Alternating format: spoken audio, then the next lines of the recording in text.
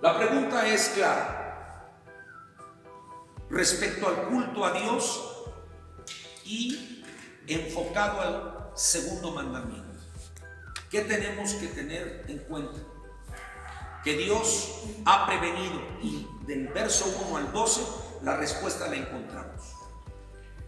Dios previene del peligro de rendirle culto a un ídolo.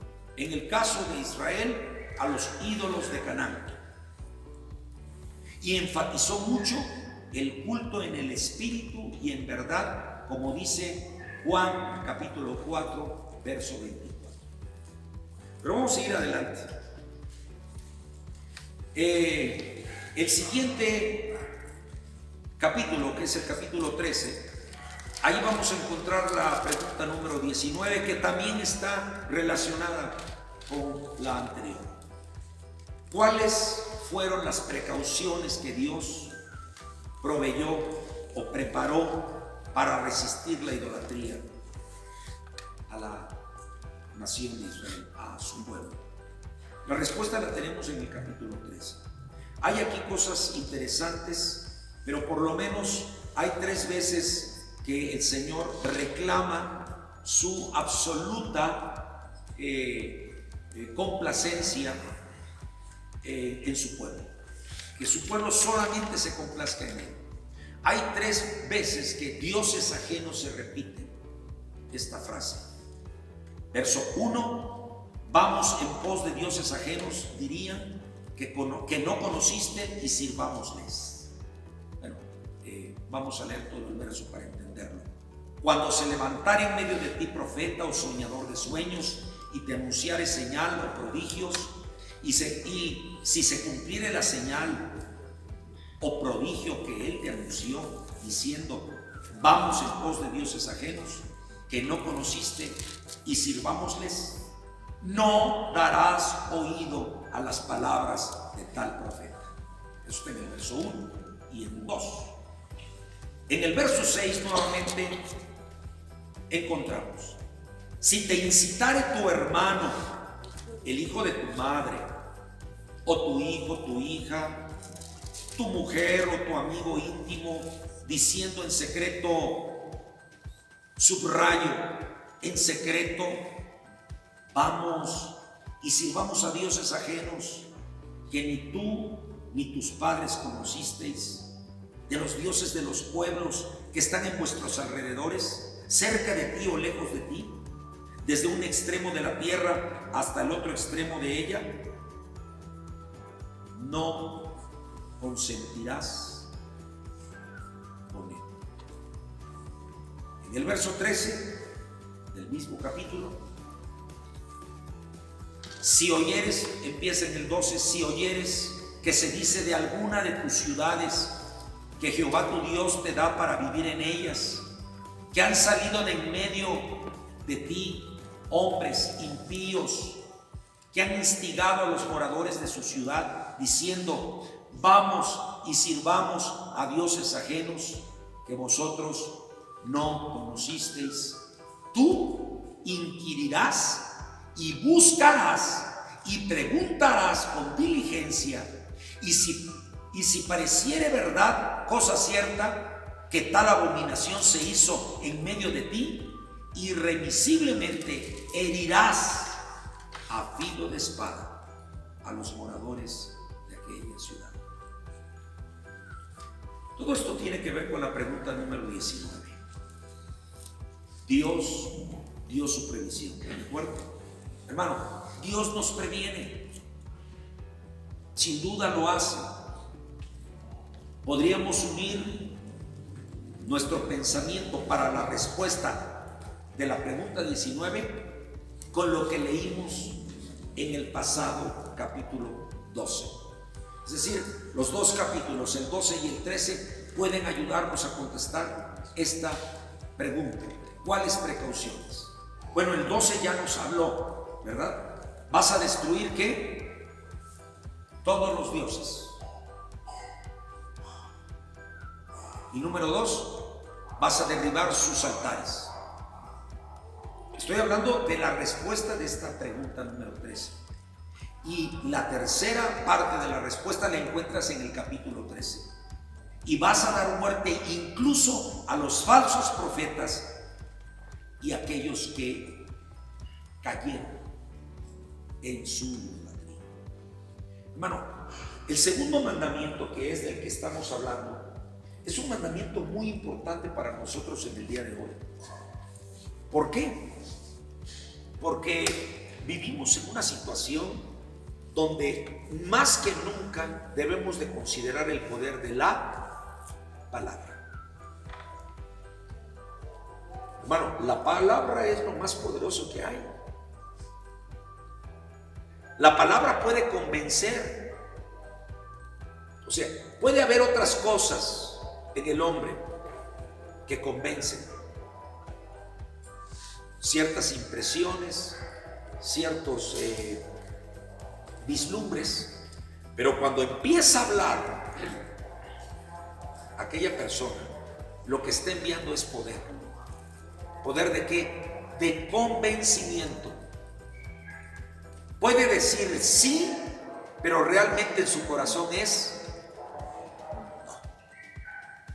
Puede cautivar con su mentira y su engaño, con ciertas expresiones, pero sobre todo vuelvo a hablar de la ligadura, de la cautividad, y la más grande viene de la fuente de la palabra. La palabra verdaderamente es la fuente más tremenda de poder que puede existir en el ser humano.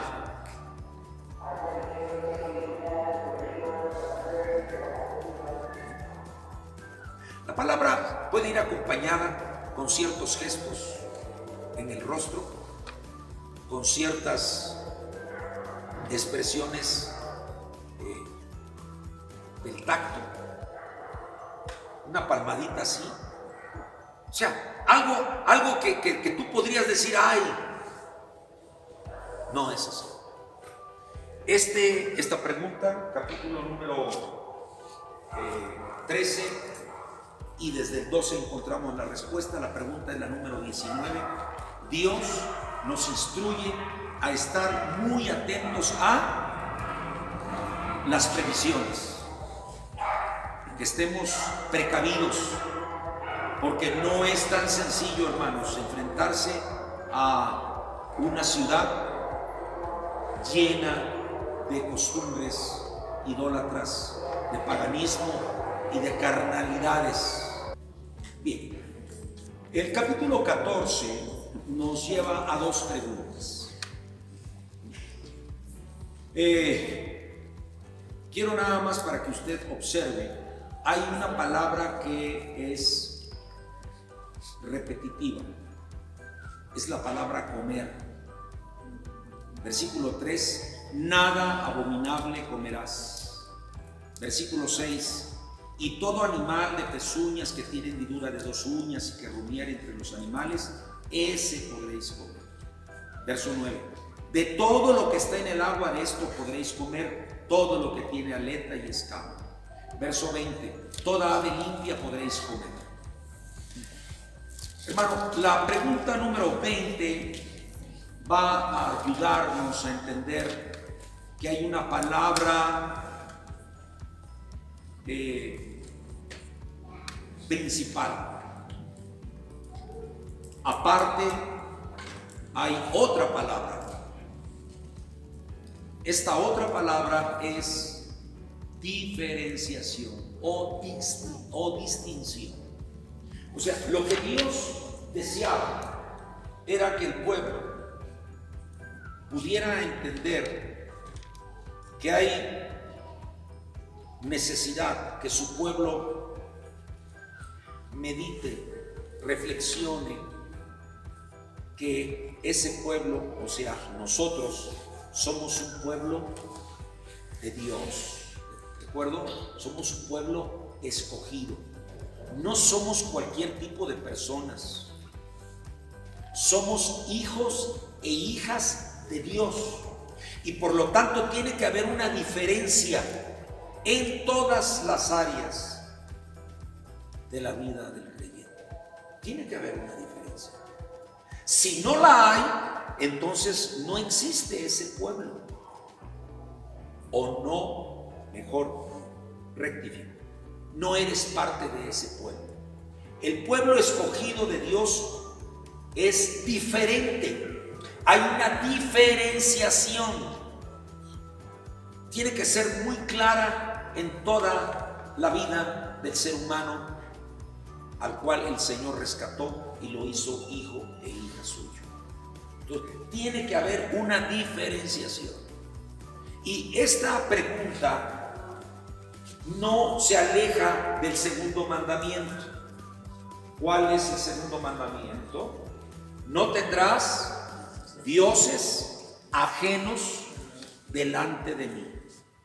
No tendrás dioses ajenos delante de mí. Es decir, ¿de qué estamos hablando? Estamos hablando que el Señor quiere, desea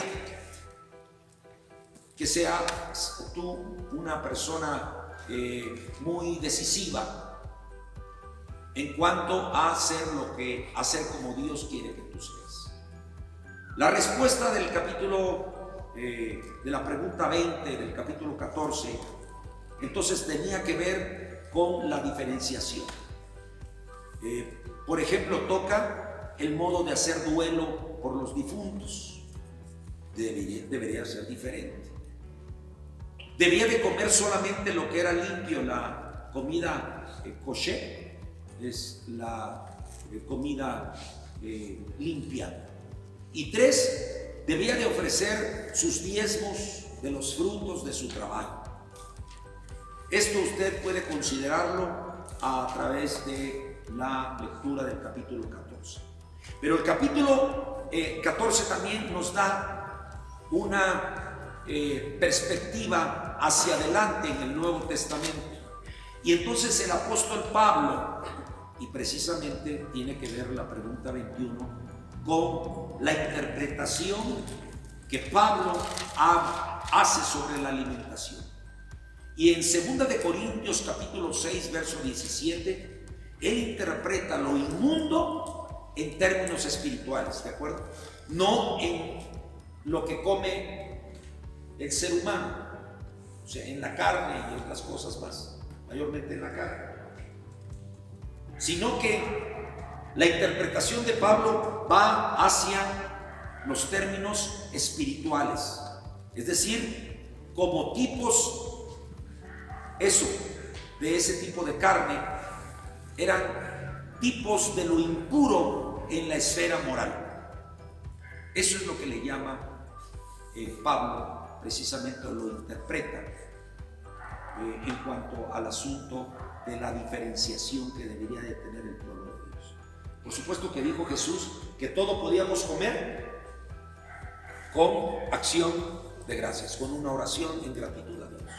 O sea, Dios lo limpia.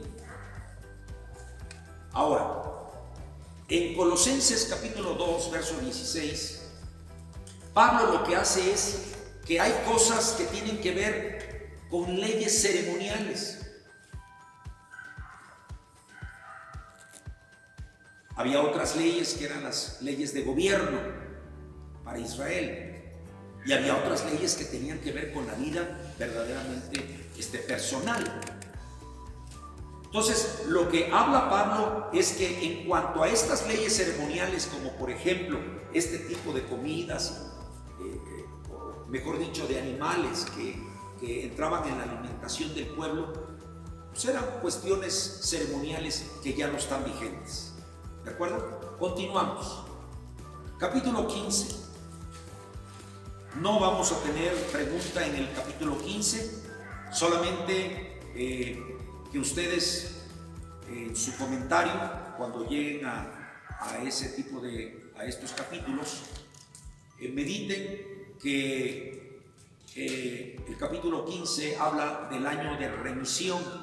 Cada 7 años hará remisión, y esta es la manera de la remisión: perdonará a su deudor todo aquel que hizo empréstito de su mano con el cual obligó a su prójimo. No lo demandará más a su prójimo o a su hermano, porque es pregonada la remisión de Jehová, o sea, la libertad. Y aquí yo doy un consejo, muy importante lo recibí yo, y ustedes lo saben, algunos de ustedes. No se debe de prestar. En el pueblo de Dios, las personas que prestan, la mayor parte tienen problemas. Estoy hablando de dinero. Si alguien te pide prestado, no prestes dinero. Eso puede terminar con una amistad, con una relación, pero sobre todo con la relación con Dios. Entonces, no se debe de pedir prestado, se debe de trabajar. O sea, si quieres algo, trabaja. Amén. Si quieres algo, espera a tener el dinero para poderlo comprar. Ahora, sabemos que hay instituciones, empresas que tienen que ver con el crédito, ¿de acuerdo? Sacas esto a crédito, sacas aquello a crédito. No es lo más recomendable.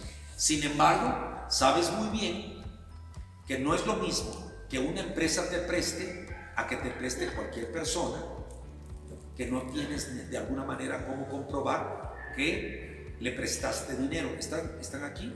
Entonces, podría ser esa otra opción, el tener esa meditación en cuanto a que puedo pedir prestado, puedo pedir a crédito, pero aún así las cosas se complican mayormente, porque si no pagas te vas a la justicia en una institución. ¿De acuerdo? Entonces, capítulo 15 no tenemos preguntas, habla de los préstamos a los pobres. No es cuestión de prestar. Si alguien viene, toca mi puerta, tiene necesidad, ¿qué hago? Mejor le doy. ¿No? O sea, sabes que es el vecino, conocido, el familiar, el hermano creyente. Oiga, présteme. Le digo, no te puedo prestar. Yo tengo como 40 años de no prestar a nadie. Y mire que se acercan, se han acercado a través de los tiempos, y yo les digo, yo no presto, porque no me lo enseña la palabra de Dios. Pero aquí está, como dijo Pedro, lo que tengo, le doy. ¿De acuerdo? Han venido personas a pedir sumas importantes de dinero, o que les dé yo la firma para que vayan a pedir prestado. No, nada. Mucho menos entre familiares. Si alguien te pide prestado, mejor decirle, mira, aquí está esto y no me lo pagues si no quieres, si no puedes. O simplemente decirle, aquí está, yo te lo doy. Pero de la cantidad que me estás hablando, no voy a pecar contra Dios. Luego vienen las leyes de los esclavos y nos hacen meditar. Por ejemplo, cuando usted esté en el comentario, puede usted hablar de esa esclavitud, pero con la interpretación nuestra. Hemos salido de la esclavitud del pecado, ¿no? Puedes tú ponerlo ahí. Capítulo 16, tampoco tenemos ninguna pregunta al respecto. Habla de las fiestas anuales, y por cierto tenemos una fiesta próxima.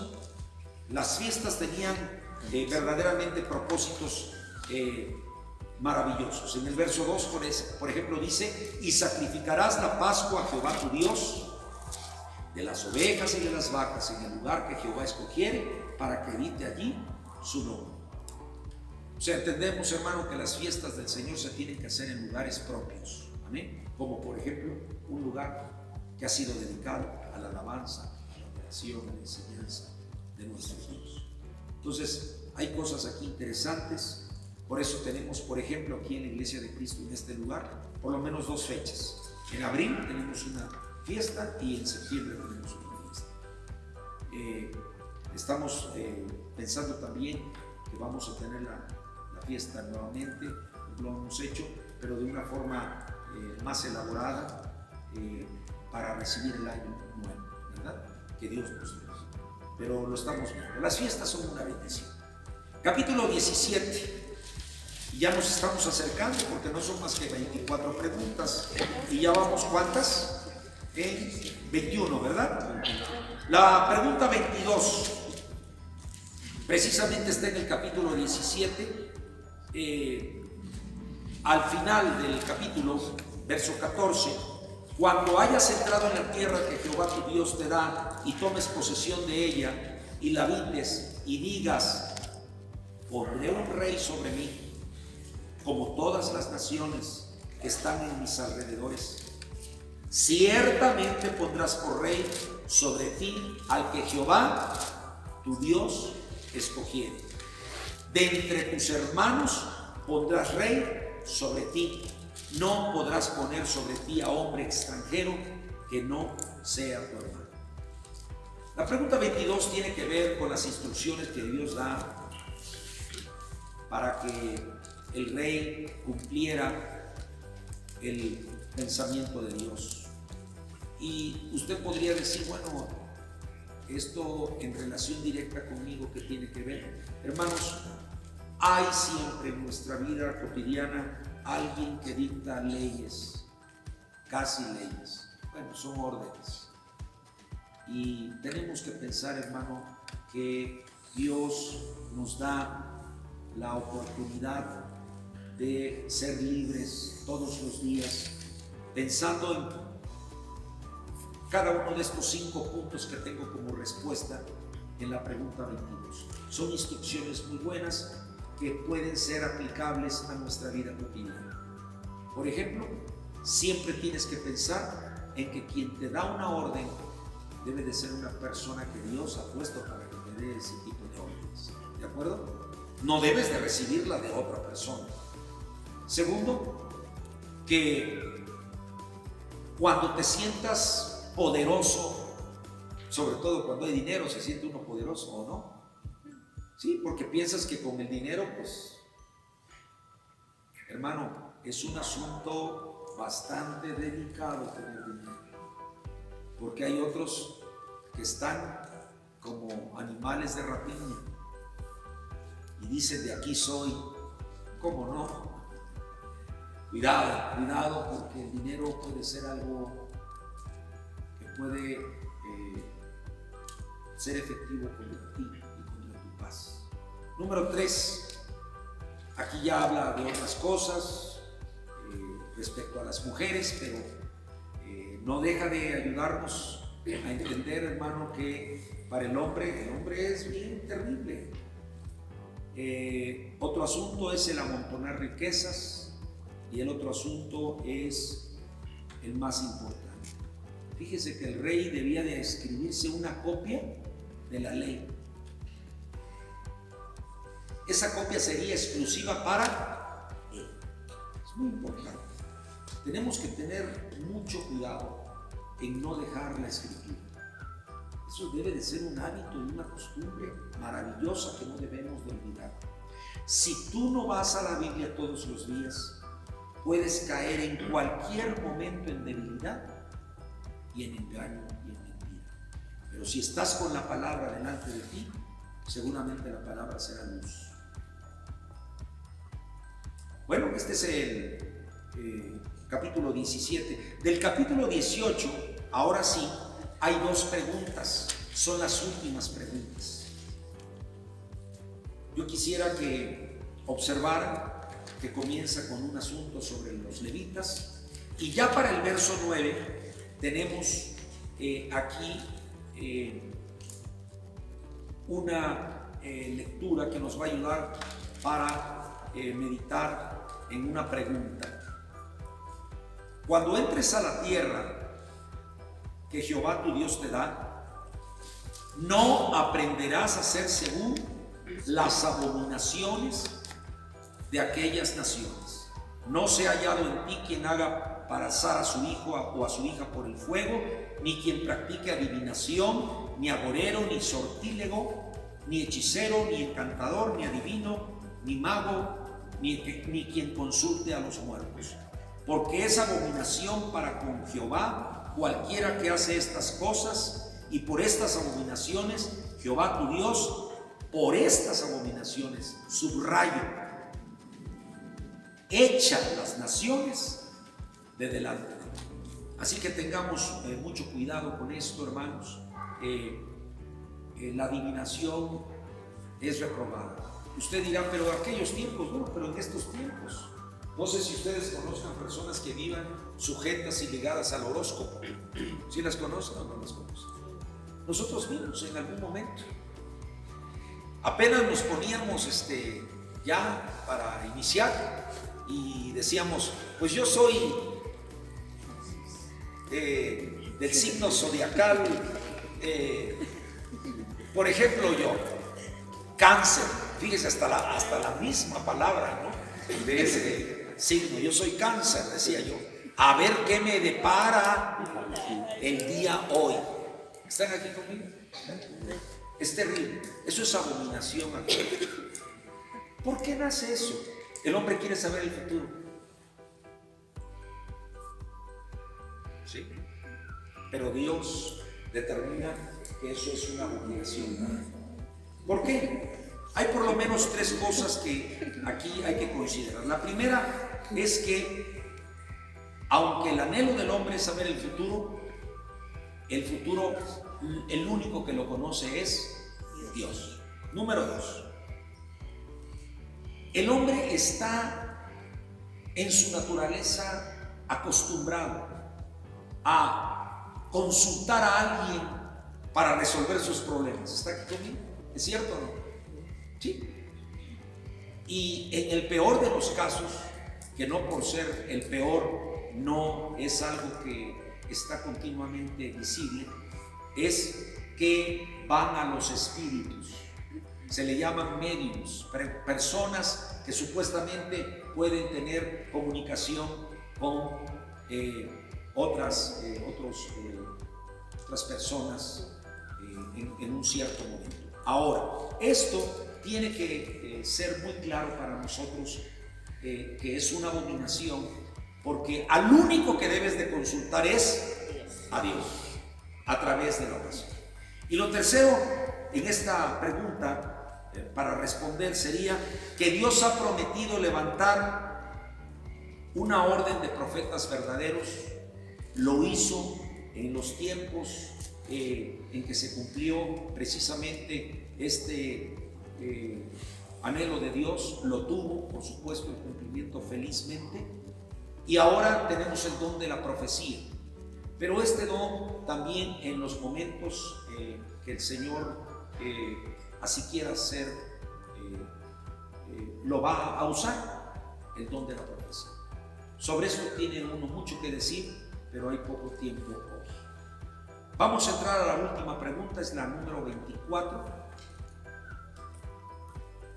Y respecto a lo anterior, en el versículo 18 al 20, encontramos el contenido para ver la pregunta 24 y su respuesta. Las credenciales de los profetas verdaderos. Verso 18, ¿cómo dice? Profeta les levantaré de en medio de sus hermanos, y pondré mis palabras en su boca, y él les hablará todo lo que yo le mandare. Mas a cualquiera que no oyere mis palabras que él hablará en mi nombre, yo le pediré cuenta. El profeta que tuviere la presunción de hablar palabra en mi nombre, a quien yo no le haya mandado hablar, o que hablar en nombre de dioses ajenos, el tal profeta morirá. Pero realmente la respuesta la encontramos en estos dos últimos versos. Y si tú dijeres en tu corazón, ¿cómo conoceremos la palabra que Jehová no ha hablado? La respuesta es: si el profeta hablare en nombre de Jehová y no se cumpliere lo que dijo, ni aconteciere, es palabra que Jehová no ha hablado. Con presunción la habló el tal profeta, no tengas temor de él. Como ustedes pueden ver, y quiero terminar con esto, lo que hemos visto esta mañana ha sido la importancia que tiene el segundo mandamiento de Dios. ¿Cuál es el segundo mandamiento? No tendrás dioses ajenos delante de mí. Si tenemos que pensar en estos capítulos que hemos leído y ubicarlos hacia un mandamiento en especial, tendríamos que pensar en el segundo mandamiento de la ley de Dios. Espero, hermanos, que haya sido una bendición esta mañana poder compartir con ustedes. ustedes la palabra del Señor.